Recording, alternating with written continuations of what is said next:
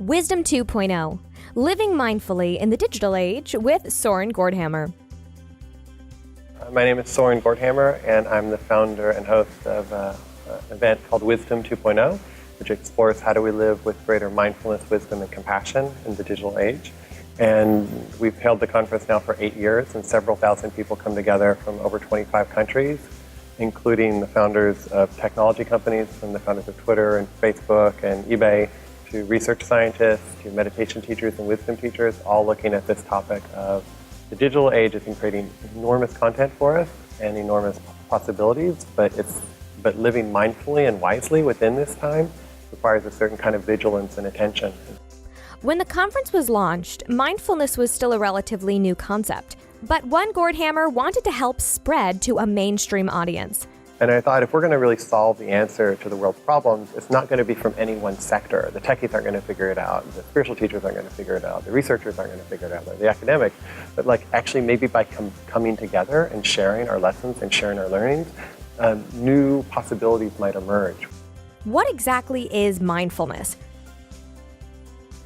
So my definition actually of mindfulness is bringing a quality of presence to whatever is in front of us. And whatever is in front of us could be an experience in our bodies, it could be a person that we're talking to, it could be eating our food, it could be going to bed at night.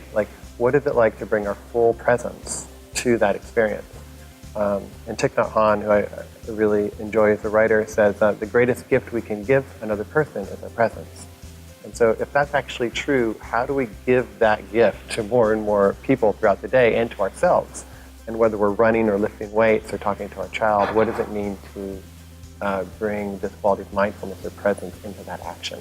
Mindfulness has moved into the mainstream as a way for people to keep up with the increasing demands of life. And I think what people are seeing is when they don't have those breaks, when they don't have that time, that they're actually not as useful or skillful. And they write emails that then are not so mindful, and then they have to write 10 more emails explaining why that one email wasn't so useful because they created conflict. The best part about mindfulness is it doesn't require you to change your day, Gordhamer says, only to pay more attention to it.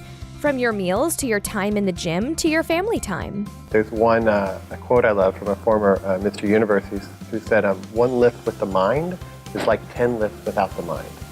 And if we're with our kids, and we might spend an hour with our kids, but how much time in that hour are we actually there looking in their eyes, feeling them, hearing them?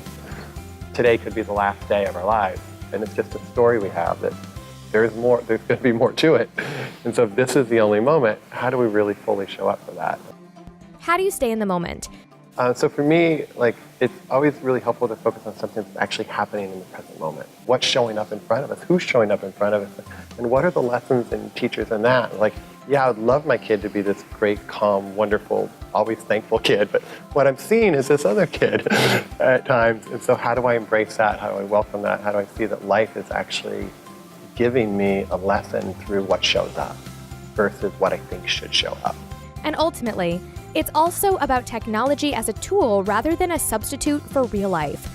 I always want to be the person that's at the end of the day when somebody goes and they're snuggling with their partner or their kid, wow, I had a great day and I had this great conversation with this person. To me, it's I want to go into each conversation as if this conversation has the possibility of being that day's highlight.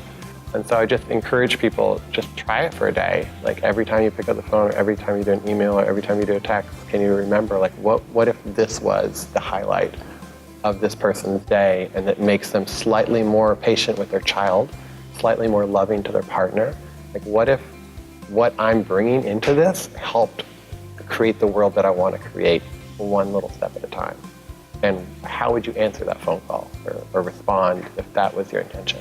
I envision a world where the technology serves humanity and not the other way around. And I envision a world where our children can both know how to code the latest amazing new app, and they can look another person in the eye and have a conversation and feel empathy and a human connection.